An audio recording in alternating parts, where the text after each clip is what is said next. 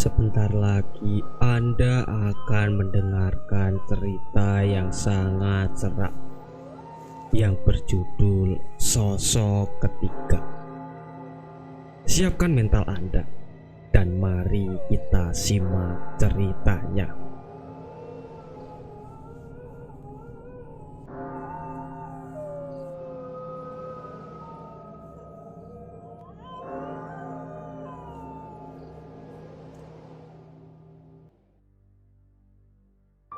Tak banyak yang menyita perhatian. Namun ada ucapan dari sosok ketiga yang mengusik rasa penasarannya. Kamu tak akan hidup tenang. Setiap detik dia akan terus mengganggumu. Lola terdiam, mencoba mencerna ucapannya dengan seksama. Sialnya, dia tak menemukan jawaban. Perempuan yang belum dikenalnya pun berlalu. Belum masuk hitungan tahun sejak Lola memutuskan untuk membeli rumah di sebuah pedesaan. Dia langsung jatuh hati. Lola lelah melacak setiap informasi mengenai rumah yang dijual. Dan ini adalah rumah yang kesekian kalinya ia datangi. Lola percaya rumah itu adalah jodohnya. Bangunan itu tampak tua, tapi masih terlihat kokoh. Hanya saja cat di beberapa bagian sudah mengelupas dan kaca jendela yang sudah buram. Wajar kalau rumah ini lama tak dihuni, pikir si Lola. Ada rasa nyaman hadir ketika Lola memasuki rumah itu. Dia juga tak harus meminta pendapat siapapun. Status janda yang disematkan padanya memudahkan mengambil keputusan. Lola merombak seluruh bangunan dan hanya menyisakan tanah seluas 3x3 di halaman belakang dan dibangun sebuah gazebo kecil. Setelah melakukan ritual selamatan, Lola segera menempati rumah itu. Dia butuh menyesuaikan diri dengan keadaan. Dan satu hal yang membuatnya senang adalah kesunyian. Hanya kicauan binatang malam terdengar dari balik pohon besar di taman belakang. Sebatang rokok menemani malam itu. Lola sedang bersandar di gazebo kecil. Sesekali dia bersenandung sampai ia teralihkan oleh ucapan seseorang yang di sampingnya. Gak baik nembang malam-malam, ucapnya pelan. Namun membuat Lola menoleh ke arah anak pertamanya. Lola bahkan menyimpulkan kalau anaknya tengah berbisik. Kenapa nak? Yo gak ilok. Selalu itu jawaban anaknya setiap menjawab sesuatu yang mengusik keingintahuan Lola. Namun setelah peristiwa itu Lola menemukan jawabannya. Lola tertawa. Dia teringat dengan suatu peristiwa di mana Lola dituduh selingkuh oleh suaminya, hingga anak keduanya dibunuh oleh suaminya sendiri dengan cara disantet. Hal itu yang membuat Lola selalu menembang setiap malam, berharap dengan cara itu dia bisa mengundang sosok ketiga dari alam lain. Suara gemersik mengganggu lamunannya. Ada binatang bermoncong runcing berterbangan dari balik pohon. Lola kemudian mencium bau kawat terbakar. Ia bergegas memeriksa ruangan, tapi tak ada apapun yang terbakar. Lagi-lagi Lola tersenyum, teringat ucapan mamanya bahwa bau sesuatu yang terbakar pertanda kehadiran makhluk tak kasat mata. Lola kembali. Dia kemudian menyesap kopi. Ada bayangan berkelebat. Lola memejamkan pandangannya. Namun tak ada yang tertangkap oleh matanya. Lola beranjak melangkah masuk ke dalam kamar. Lola berpikir dia tak mau terbebani oleh pikiran aneh yang berkaitan dengan peristiwa dulu. Pagi itu, Lola terbangun setelah mendengar tawa dari luar. Perlahan dia melangkah, menyingkap tirai jendela. Seorang gadis kecil tengah tertawa. Lola bingung, tak ada teman bermain di sisinya. Lola lalu bergegas keluar kamar untuk memastikan. Dari jarak dekat, Lola melihat gadis kecil dengan rambut dikepang dua tengah berbincang sendiri. Begitu seru sampai ia tak melihat kehadiran Lola. "Hai cantik," sapa Lola pelan. Gadis itu kemudian tersenyum lebar, membuat Lola begitu terpesona oleh keramahannya. "Tante, Kak Nina mana?" "Siapa?" Lola balik bertanya tak mengerti. Dia belum menjawab. Lola bengong melihat gerakannya yang sangat cepat dan berlari ke taman belakang, seperti mengenal setiap sudut rumah ini.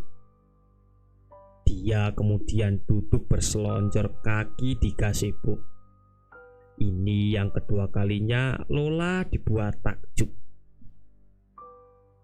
Dia berbincang sendiri. Tangannya seolah bergerak memeluk ruang hampa. Berkali-kali nama Nina terucap. Kemudian terdengar kidung menyayat hati terlantun dari bibir mungilnya. Dia menembang dengan cara yang luar biasa. Lola dibuat merinding mendengar sayup-sayup suara lain menimpali kidungnya. Lalu gadis itu terkekeh dan mendadak hawa dingin menjalar ke seluruh tubuh Lola. Sebelum keanehan itu terjawab, terdengar suara parau memanggil dari gerbang depan. Gadis itu kembali melesat bagaikan petir. Lola pun sampai berlari untuk mengikutinya. Di sana, perempuan setengah baya yang pernah Lola temui dulu tersenyum. Ada ucapan maaf yang terucap sebelum menggandeng gadis kecil itu berlalu. Sejak pertemuan dengan gadis itu, pikiran Lola bercabang antara percaya dengan keberadaan dunia lain dan yakin itu hanya ilusi semata.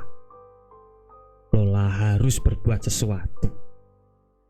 Dan setelah cukup lama bertanya ke tetangga, akhirnya Lola berhasil menemui Ibu Tari, perempuan yang pernah mengungkap soal teror. Kini Lola mulai mengerti. Gadis kecil itu bernama Sari, sosok gadis indigo. Lola lega setelah mengetahui sisi gelap rumah yang dibelinya. Malam berikutnya teror dimulai. Sepanjang malam, suara ketukan pintu di kamar tak pernah sepi. Bahkan suara perempuan pun tak luput dari pendengaran. Ia memberanikan diri untuk membuka pintu. Namun setelah dibuka, tak ada siapa-siapa di sana. Bahkan anak lelakinya yang masih tertidur pula seakan tak terganggu oleh suara berisik yang didengar Lola. Seakan suara itu mempermainkan Lola. Tiba-tiba ada bayangan yang berkelebat. Lola segera menghentikan aktivitasnya. Rasa penasaran telah melunturkan ketakutannya. Ia kemudian mencari di setiap ruangan yang ada di rumahnya. Sampai ketika ia berjalan ke halaman belakang, lampu taman tiba-tiba berputar. Ada suara tawa dari arah gazebo. Lola diam. Peluh dingin mulai membasahi tangan. Siapa kamu? Lola membuka percakapan, mencoba menenangkan ketakutannya. Angin mulai berhembus, menyusup ke celah-celah bajunya. Seketika tubuhnya meremang. Kini suara tawa itu berubah menjadi suara serak tengah menembak, membuat Lola terusik. Ia seperti terhipnotis saat mendengarnya. Sedetik kemudian Lola tersadar suara itu bukan dari dunia. 2 bulan berlalu. Teror ketukan pintu dan suara-suara aneh memenuhi kamarnya. Lola hanya mampu mendengar tanpa melihat wujudnya. Mengapa setelah 1 tahun di rumah itu masih ada masalah yang datang? Lola harus menghentikan semuanya. Ia tahu pada siapa ia harus meminta bantuan. Ibu Tari menyambut ramah. Sepertinya mempunyai firasat. Dia tahu maksud kedatangannya. Seperti yang dibicarakan orang, perempuan yang ada di hadapannya ini memiliki ilmu spiritual yang sangat mumpuni. Lola ingin membuka mata batin agar dia mampu berkomunikasi dengan makhluk gaib penunggu rumahnya. Lola tak minta lebih. Semua teror itu harus ia selesaikan, karena Lola butuh kenyamanan di rumah. Utari menajamkan pandangannya, seolah tak yakin dengan niat Lola. Ia kemudian memohon memegang erat tangannya. Ini adalah pertama kalinya Lola mengemis bantuan. Keangkuhannya membuat Lola tak bisa menyelesaikan permasalahannya sendiri. Malam itu tiba, lebih tepatnya malam Jumat Kliwon, malam yang paling dikeramatkan. Seluruh hawa negatif akan datang menguji iman. Lola tak sabar menunggu saat-saat paling mendebarkan. Ada perempuan duduk di gazebo belakang, namun Lola tak bisa melihat wajahnya. "Aku sudah menunggumu." Suara terdengar berat dan serak. Dia memalingkan muka, kemudian menatap lurus ke arah Lola sedang berdiri. Astaga, tatapan itu kosong. Wajahnya pucat. Ada lingkaran hitam di matanya. Sedang rambutnya dibiarkan tergerai. Selebihnya tak ada gambaran menyeramkan dari sosok itu. Desis Lola penuh penasaran. Lola tak boleh takut, karena ketakutan akan melemahkan tujuannya. "Aku tak pernah mengganggumu. Lalu kenapa kau menerorku, Nina?" Lola menguatkan suaranya. Sosok itu seakan kaget dengan sapaannya. Lola sengaja menyebut namanya, berharap ia tersentuh. "Kau merebut rumahku, dan ini adalah peninggalan yang paling berharga." Lola tersentak. Ia tak pernah tahu asal-usul rumah ini. Ia hanya berhubungan dengan Calo tanpa mempersoalkan sejarah rumah maupun yang lainnya. Mereka terlibat perbincangan, seolah tak ada jarak yang memisahkan. Ada rasa kepedihan terdengar dari kisah hidupnya. Masa lalu yang kelam membuat keluarganya memutuskan tali persaudaraan. Bahkan setelahnya, hubungan terlarang dengan lelaki terhormat berbuah janin. Dia tak ingin menambah dosa dengan membunuh janin yang ada di kandungannya, lalu memutuskan untuk tetap mempertahankan buah cinta terlarang itu. Saat putus asa mendera, ada hati perempuan lembut yang senantiasa menguatkannya. Dia pengasuhnya semenjak kanak-kanak. Setelah kelahirannya, Nina merawat penuh kasih sebagai ungkapan rasa tobatnya. Namun, tak semua orang bisa menerimanya.